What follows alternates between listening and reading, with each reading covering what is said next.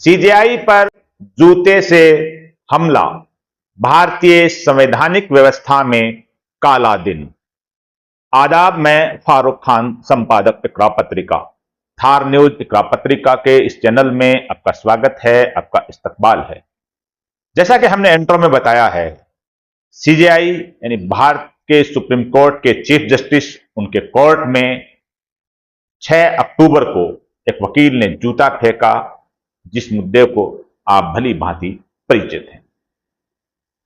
भारतीय जो संवैधानिक व्यवस्था है, न्यायिक व्यवस्था है, लोकतांत्रिक व्यवस्था है, इसके अंदर सबसे बड़ा काला दिन ये 6 अक्टूबर का दिन रहा है।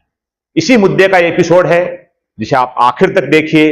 इसको ज्यादा लाइक करें, शेयर करें, सब्सक्राइब करें, ताकि ये मुद्दा है वो ज्यादा से ज्यादा लोगों तक पहुंच सके। आप सबको मालूम है, 6 अक्टूबर को सुप्रीम कोर्ट के जो चीफ जस्टिस हैं, जस्टिस BR गवई साहब, वो अपने कोर्ट में एक संवेदनशील केस की सुनवाई कर रहे थे। इसी दौरान एक एडवोकेट, जिनका नाम राकेश किशोर बताया जा रहा है, वो चिल्लाते हुए अपनी जो सीट थी, कुर्सी थी, उससे खड़े हुए और उन्होंने अपना जूता है वो सीजेआई की तरफ फेंका और नारा लगाया कि सनातन का जो अपमान है वो नहीं सहेगा हिंदुस्तान। इनको, जिन्होंने हमला किया, इन वकील को गिरफ्तार कर लिया गया है।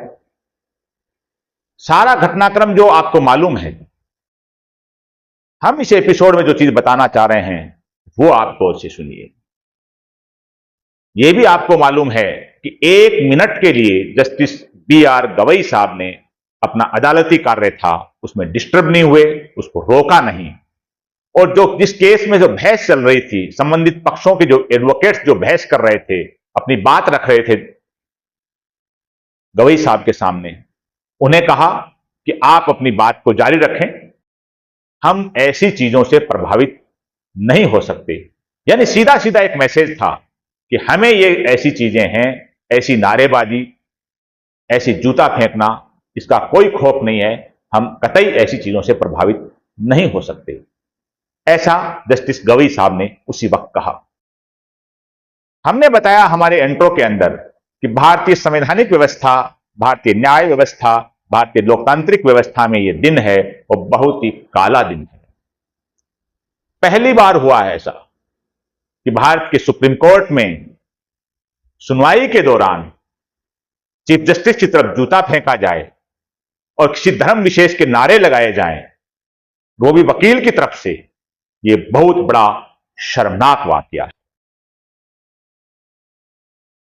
वकील को जिनको गिरफ्तार किया, उनके खिलाफ क्या एक्शन होगा, क्या नहीं होगा, ये अपनी जगह है। बात यह है कि यह हुआ क्यों। एक मशहूर शेर है, तू इधर उधर की न बात कर, बता ये काफिला क्यों लुटा। तू इधर उधर की न बात कर, बता ये काफिला क्यों लुटा। मुझे रहजनों से गिला नहीं, तेरी रहबरी का सवाल है। ये देश में हालात क्यों हो रहे हैं, ये मुल्क के अंदर ऐसी चीजें क्यों घटित हो रही हैं, जो घटते घटते नफरत का जो एक बाजार जो गर्म हुआ है, जो गांव चौराहे वो शहर से होते वो सुप्रीम कोर्ट तक पहुंच गया है। और सुप्रीम कोर्ट में माननीय सीजेआई की कोर्ट के अंदर एक वकील अगर जूता फेंक करके नारे लगाता है तो बड़े अफसोस की बात है। अगर हम पीछे जाएं तो ये घटनाक्रम जो कैसे शुरू हुए हैं, जो मजहबी गुंडागर्दी है, जो मजहबी आतंकवाद है, जो धार्मिक आतंकवाद है, वो वैसे तो कमोबेश हर देश में थोड़े पैमाने पे, बड़े पैमाने पे मौजूद है। हर धर्म में कोई न कोई एक कट्टरपंथी लोग हैं, कोई गिरोह है, कोई संगठन है जो उस धर्म की गलत तरीके से व्याख्या करता है और वहां एक गिरोह तैयार कर लेता है। हर धर्म में ऐसा, और वो उस धर्म को एक कट्टरवाद का लिबादा ओढ़ करके दूसरों की विचारधारा को कुचलना चाहता है, दूसरों के जो धार्मिक स्थान है उनको कुचलना चाहता है। ये हर जगह थोड़े पैमाने पे, बड़े पैमाने पे हर देश में मिलता है। इस्लामिक देशों में इस्लाम के नाम पर कुछ संगठन जो अलग अलग तरह का आतंकवाद करते हैं, उसके लिए जो इस्लाम की एक जो छवि पेश करने की कोशिश की जाती है और जो संगठन बना करके जो इस्लाम को एक जो के जरिए एक नफरत फैलाने की कोशिश की जाती है, तो लोग कड़ी निंदा करते हैं उन देशों में भी, दूसरे देशों में भी और हमारे देश में भी, कि ऐसी चीजों का इस्लाम से कोई ताल्लुक नहीं है, आतंकवाद का इस्लाम से कोई ताल्लुक नहीं है। लेकिन जिस अंदाज में सुप्रीम कोर्ट में जो हमला हुआ है और जो सनातन धर्म के जो नारे लगाए गए हैं, और लगाने वाला एक वकील है, वकील कोई मामूली चीज नहीं होती। तो जो निंदा हो रही है, तमाम पॉलिटिकल पार्टियां निंदा कर रही हैं, वकीलों के संगठन निंदा कर रहे हैं, देश भर के सामाजिक संगठन निंदा कर रहे हैं, देश भर के एक्टिविस्ट निंदा कर रहे हैं। मीडिया के अंदर इस चीज को पूरी तरह से social media, print media, electronic media, हर जगह इस चीज को बड़ी प्राथमिकता दी गई है। चारों तरफ निंदा हो रही है। लेकिन ये हालात क्यों बने? जैसा कि उस शेर में हमने पढ़ा है कि तू इधर उधर की न बात कर, बता ये काफिला क्यों लुटा। मुझे रहजनों से यानी डाकुओं से कोई गिला नहीं है, शिकायत नहीं है। डाकुओं का काम है लूटना। जो काफिला चल रहा है रात के अंधेरे में या दिन के उजाले में, उसको घात लगा करके लूटने का काम है रहजनों का, डाकुओं का, उनका पेशा है। उनकी कोई गलती नहीं है। तेरी रहबरी पर सवाल है, तेरी रहबरी का सवाल है। यानी तू जो रहबर है, रहनुमा है, मालिक और मुखिया बना हुआ है व्यवस्था का, उस पर सबसे बड़ा प्रश्न चिन्ह है। चाहे वो पॉलिटिकल पार्टियों के तौर पे हो, चाहे वो देश की सत्ता के तौर पे हो, चाहे राज्यों की सत्ता के तौर पे हो, चाहे मीडिया के तौर पे हो, चाहे सामाजिक संगठनों और धार्मिक संगठनों के तौर पे हो। ये ऐसी चीजें धीरे धीरे आगे बढ़ती गई, इस हद तक आगे बढ़ी कि जो अलग अलग घटनाक्रम देश में हुए हैं, आप लोगों को मालूम है कहां हुए हैं, कैसे हुए हैं, उसको हम विस्तार से नहीं बता सकते, एपिसोड लंबा हो जाएगा। लेकिन हम कुछ घटनाक्रम जो आपने पिछले सालों में जो सुने हैं, देखे हैं, कि एक गिरोह आता है, किसी का फ्रिज खोलता है, उसके अंदर फ्रिज में आके चेक करता है, उसके कुकर में आकर के चेक करता है कि तुमने गोमांस पकाया, और वहां घर में मारपीट करके एक शख्स को मार डालता है। यह घटना भी हमारे देश की है। जो गायों को मेले से या कहीं से खरीद करके उसका पर्चा, जो चालान, जो भी डॉक्यूमेंट लेकर के चलते हैं लोग, उनको पकड़ा जाता है, उनसे मारपीट की जाती है, ऐसी मॉबलिंग की जाती है कि वो जान से मर जाएं। और ऐसी घटनाएं भी देश में कई हुई हैं, धर्म के नाम पर, गायों को बचाने के नाम पर। ये जो गुंडागर्दी जो नीचे से थोड़े थोड़े पैमाने पे जो शुरू हुई, और शुरू होते होते जब सुप्रीम कोर्ट तक पहुंच गई, जिम्मेदार कौन है? जिम्मेदार तो वो तमाम लोग हैं जो देश की व्यवस्था के मुखिया हैं, चाहे वो शासन व्यवस्था के मुखिया हों, चाहे मीडिया के मुखिया हों, पॉलिटिकल पार्टियों के मुखिया हों, एक्टिविस्ट हों, इन तमाम तर लोग वो जो इसके जिम्मेदार हैं कि स्थिति कैसे हुई। जो हिंदू धर्म है, सनातन धर्म है, उसमें कहा जाता है वासुदेव कुटुंबकम, पूरा विश्व हमारा एक परिवार है। और यह बात सच भी है। कोई भी धर्म आतंकवाद नहीं सिखाता, कोई भी धर्म नफरत नहीं सिखाता। हर धर्म है वो अमन, भाईचारा, शांति सिखाता है, एक दूसरे का ध्यान रखना सिखाता है, जरूरतमंदों की जरूरत पूरी करना सिखाता है, पड़ोसियों का ख्याल सिखाता है, मुसाफिरों का ख्याल सिखाता है। जो माइनॉरिटी हैं, जिनकी जो कम संख्या में हैं, चाहे वो जाति के एतबार से, भाषा के एतबार से, धार्मिक एतबार से जो संख्या में कम है, उनका ख्याल रखना सिखाता है, महिलाओं का ख्याल रखना सिखाता है, बूढ़ों और बच्चों का ख्याल रखना सिखाता है। हर मजहब ऐसी शिक्षा देता है। और सनातन धर्म में भी है वासुदेव कुटुंबकम, पूरा विश्व एक परिवार है। फिर सनातन के नाम पर जो नफरती नारा सुप्रीम कोर्ट में वकील के जरिए और सीजीआई पे जूता फेंकना, ये अपने आप में बहुत बड़ा प्रश्न चिन्ह खड़ा करता है। अगर हम पहले जाएं, 6 दिसंबर 1992 को ऐतिहासिक बाबरी मस्जिद को दिन के उजाले में जब विध्वंस किया गया, वो एक आतंकवाद था, एक तरह का एक गुंडागर्दी थी धर्म के नाम पर। उस वक्त जो प्रधानमंत्री थे नरसिम्हा राव कांग्रेस के, उनके ऊपर आरोप इस बात के लगे कि वे इस पूरे प्रकरण में प्रत्यक्ष और अप्रत्यक्ष तौर पे शामिल हैं। यानी जो बाबरी मस्जिद विध्वंस हुआ उसके अंदर मौन समर्थन नरसिम्हा राव का था। उन्होंने उस दिन 6 दिसंबर 1992 को कोई एक्शन नहीं लिया। तब के जो राष्ट्रपति थे डॉक्टर शंकर दयाल शर्मा साहब, उनके बारे में बताया गया कि जब उनको इस घटना का मालूम हुआ तो फूट फूट कर रोए। उस वक्त के सीजीआई थे, वो क्या कर रहे थे? राष्ट्रपति थे, वो क्या कर रहे थे? प्रधानमंत्री थे, वो क्या कर रहे थे? दिन के उजाले में इतनी बड़ी गुंडागर्दी हुई। वो एक धार्मिक स्थान था, उसको तोड़ा गया। और जब ये गुंडागर्दी बढ़ती बढ़ती किसी के फ्रिज से होते हुए, किसी की गाय जो दूध पीने के लिए या अपने बेचने के लिए ले जा रहा है उसको रोक के पीटने से, जान से मारने से लेकर के सुप्रीम कोर्ट तक पहुंच गई। और इसी गुंडागर्दी के पार्ट में अगर कोई आदमी किसी राज्य का मुखिया बन जाता है तो वो फिर बुलडोजर संस्कृति लागू कर देता है, बुलडोजर कल्चर लागू कर देता है, बुलडोजर का कानून लागू कर देता है कि हर छोटी बड़ी घटना पर किसी का गरीब का जो आशियाना उजाड़ देता है, उसकी दुकान को, मकान को तोड़ देता है। यानी छोटे लेवल पे जो गुंडागर्दी है, वो जो उसी गुंडागर्दी में से जो मुखिया बनता है तो वो बुलडोजर चलाने लग जाता है। उसी में से निकला हुआ एक आदमी वकील के तौर पे सीजीआई के ऊपर जूता मारने की कोशिश करता है। ये गुंडागर्दी, इससे सबसे बड़ा नुकसान इस गुंडागर्दी से हिंदू धर्म का हो रहा है, सनातन धर्म का हो रहा है। वो इसलिए हो रहा है कि जो जितने भी हमारे जो सनातनी भाई हैं, हिंदू धर्म से संबंधित हमारे भाई बहन हैं, वो इस चीज पे गौर करना चाहिए कि ये जो हालात बने हैं पिछले कुछ वर्षों में देश के अंदर, वो हिंदू धर्म के नाम पर बने हैं, सनातन धर्म के नाम पर बने हैं। उनका सबसे नुकसान ज्यादा इसलिए सनातन धर्म और हिंदू धर्म को हो रहा है कि हिंदू धर्म और सनातन धर्म की जो छवि है वो ये लोग अपनी गुंडागर्दी से, अपने आतंक से धूमिल कर रहे हैं। जिस देश के अंदर जो सैकड़ों साल से अलग अलग आक्रमणकारी आए, उन्होंने यहां कब्जा किया, यहां जुल्म किया, उनको भी सनातन व्यवस्था ने, हिंदू धर्म की व्यवस्था ने शरण दी।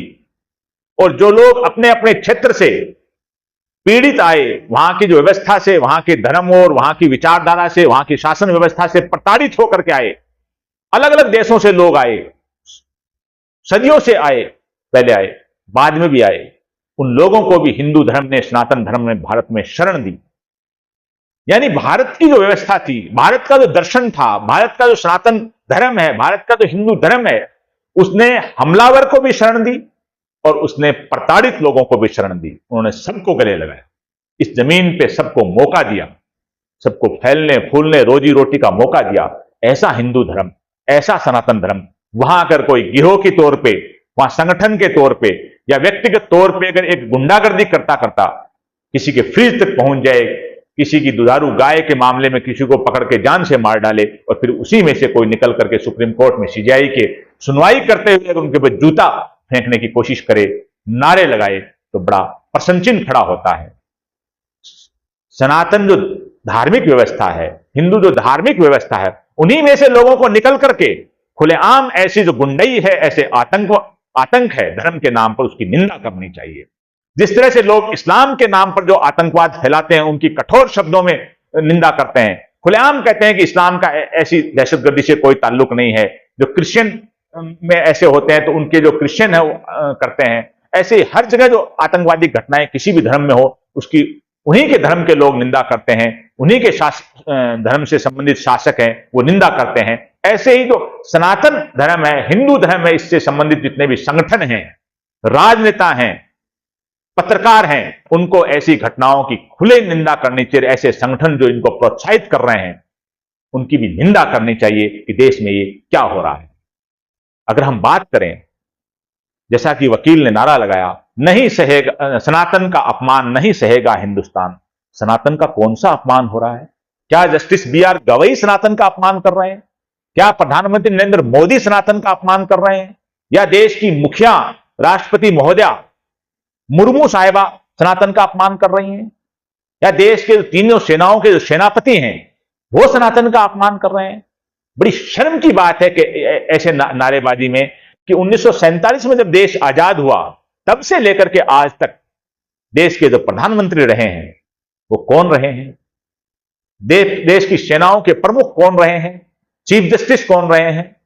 मुख्यमंत्री कौन रहे हैं, चुनाव आयुक्त कौन रहे हैं, अलग अलग राज्यों के जो हाईकोर्ट उनमें चीफ जस्टिस कौन रहे हैं, ज्यादातर यानी 90% इन पदों पर जो रहे हैं वे लोग हिंदू धर्म से संबंधित रहे हैं, सनातन धर्म से संबंधित हो रहे हैं। तो क्या वे सब अपमान कर रहे हैं सनातन व्यवस्था का, जो आप ऐसे नारे लगा रहे हो, सुप्रीम कोर्ट में आके गुंडई कर रहे हो? जब हमारे पहले ही पहले प्रधानमंत्री पंडित जवाहरलाल नेहरू, महात्मा गांधी, डॉक्टर लोहिया, जेपी नारायण, मोरारजी देसाई और भारतीय जनता पार्टी के प्रधानमंत्री बने अटल बिहारी वाजपेयी, क्या ये सनातनी नहीं थे? क्या ये हिंदू धर्म से इनका कोई संबंध नहीं था? था। उन पे सबका भरोसा था। ऐसे अलग अलग पार्टियों में जो रहे हैं नेता, जो हिंदू धर्म से, सनातन धर्म से संबंधित है, सबका भरोसा था। बड़े बड़े पत्रकार हिंदुस्तान में हिंदू धर्म से संबंधित रहे हैं, अभी भी हैं। बड़े बड़े वकील हिंदू धर्म से संबंधित हैं। तो सबका सब पे भरोसा है ना। कैसे हो गया सनातन का अपमान? किसने कर दिया? सनातन का अपमान आप लोग कर रहे हैं, जो धर्म की आड़ में गुंडई करने की कोशिश कर रहे हैं। किसी का फ्रिज खोल करके चेक कर रहे हैं कि तू क्या खा रहा है, किसी का टिफिन खोल करके चेक करने की कोशिश कर रहे हैं ट्रेन में बैठे हुए कि तू क्या खा रहा है। कोई अगर दूध की गाय लेके जा रहा है तो उसको पकड़ के मारने की कोशिश कर रहे हैं। गुंडई वो लोग कर रहे हैं और वही लोग सनातन का अपमान कर रहे हैं, जो सनातन के नाम पर धार्मिक ध्रुवीकरण कर रहे हैं, कट्टरवाद फैला रहे हैं, बुलडोजर कानून लागू कर रहे हैं। सत्ता में आने के बाद इन चीजों पे एक्शन लेना चाहिए। सवाल यह है कि एक्शन कौन ले? जाहिर सी बात है कि हमला है वो सीजीआई कोर्ट में हुआ है, सीजीआई की मौजूदगी में हुआ है। वो देश की लोकतांत्रिक व्यवस्था पर हमला हुआ है, देश की न्यायिक व्यवस्था पर हमला हुआ है, देश की संवैधानिक व्यवस्था पर हमला हुआ है। सीजीआई गवई साहब जो संविधान के रक्षक हैं, लोकतांत्रिक व्यवस्था के रक्षक हैं, भारतीय न्याय व्यवस्था के रक्षक हैं, एक्शन सीजीआई को लेना चाहिए। और प्रधानमंत्री को एक्शन लेना चाहिए, क्योंकि विश्व का सबसे बड़ा लोकतंत्र है भारत। 100 करोड़ वोटर, 150 करोड़ के करीब आबादी, हमारे प्रधानमंत्री दुनिया में घूमते हैं। उनको एक्शन लेना चाहिए ऐसी ताकतों के खिलाफ। राष्ट्रपति साहिबा हैं, उनको एक्शन लेना चाहिए। अगर ये एक्शन नहीं लिया गया और खुद जो सनातन धर्म से संबंधित हैं, हिंदू धर्म से संबंधित हैं, या धर्म पुरुष हो, संत हो, या धार्मिक संगठन के मुखिया हो, उन सबको एक्शन लेना चाहिए कि सनातन धर्म के नाम पर, हिंदू धर्म के नाम पर ये जो कट्टरता फैलाने की कुछ लोग कोशिश कर रहे हैं, कुछ संगठन कर रहे हैं, और उसी से अपना एक सियासी उल्लू सीधा करने की कोशिश कर रहे हैं कि हम ऐसे नारे लगाएंगे, कोई जूता फेंक देंगे तो हम बड़े नेता बन जाएंगे, हमें टिकट मिल जाएगी, हम एमएलए एमपी बन जाएंगे। लेकिन इससे सबसे बड़ा नुकसान है हमारे देश की व्यवस्था का हो रहा है, हमारी सनातन परंपरा का नुकसान हो रहा है, हिंदू धर्म की परंपराओं का नुकसान हो रहा है।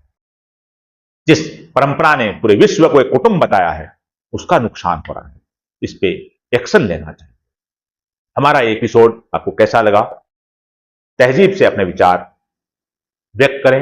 आप सहमत हैं, असहमत हैं, जो भी अपनी राय इसमें व्यक्त करें, ताकि हम अगले एपिसोड आए उसमें आपकी राय शामिल कर सकें।